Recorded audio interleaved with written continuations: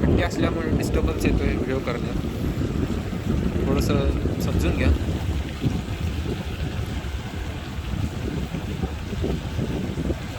मस्त असं ढग खाली आलेले आहे, तुम्ही पाहू शकता. इकडे दरीच आहे ना रे खाली, दरी आहे, त्यामुळे ती तुम्हाला ढग खाली आल्यामुळे दिसत नाही आहे तुम्हाला. आम्ही ढगाच्या वरून जात आहे असे आम्हाला वाटत आहे. हां, हे असं वाटते आम्हाला, आम्ही हे ढगातच आहोत.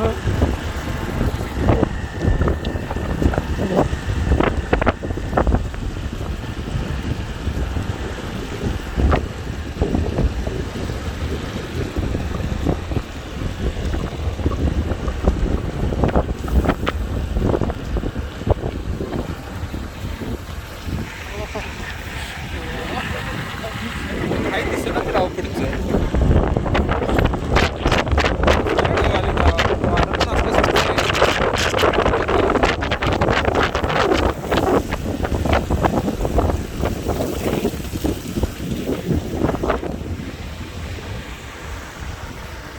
मस्त असे डोंगरगडातून पाणी खाली येत आहे.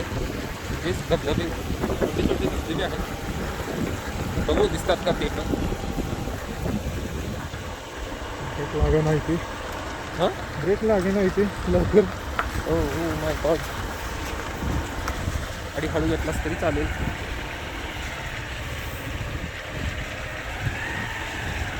खड्डे असल्यामुळे डिस्टर्बन्स येतो व्हिडिओ करण्यात.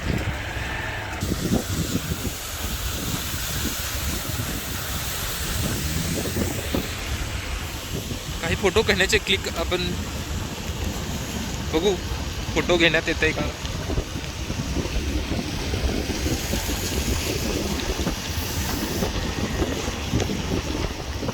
कसं मंडळी, तुम्ही पण एकदा अवश्य भेट द्या या गगनगिरी मठाला. कोल्हापूरपासून फक्त 47 किलोमीटरच्या अंतरावर आहे हे. मस्त असं कोकण भाग, कोकणच लागतं ना ते. हा, कोकणात आणि गोव्याला जातानाच लागतो ॲक्च्युली. तुम्ही पण गोव्याला जाणार असेल, आपला दोन रस्ते आहेत गोव्याला जायला, एक आजरा मार्गी आणि एक गगनबावडा मार्गी. गगनबावड्याच्या मार्गाने तुम्ही इकडून येऊ शकता, त्यामुळे तुम्हाला हे निसर्गरम्य बघता येईल. आम्हाला अक्षरशः पुढचं काहीच दिसत नाही आहे, एवढं ढग खाली आलेत. आणि हे इथल्या नॉर्मलच आहे म्हणायला लागेल, हो की नाही रे? नॉर्मलच आहे ना, नॉर्मलच आहे आपल्याला. तुम्हीही पाहू शकता.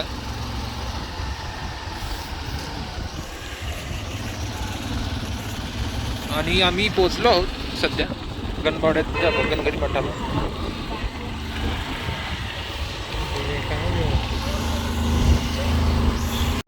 तिकडे आपण यायला जाईल ना. कुठं तू म्हणशील, तू गाडी नेशील तिथं आम्ही येणार बाबा, आणि आमच्या व्ह्युअर्सना दाखवणार आम्ही. तर मला इथले खालीचं काहीच दिसणार नाही आहे, कारण इथे ढग खूप पसरले आहेत.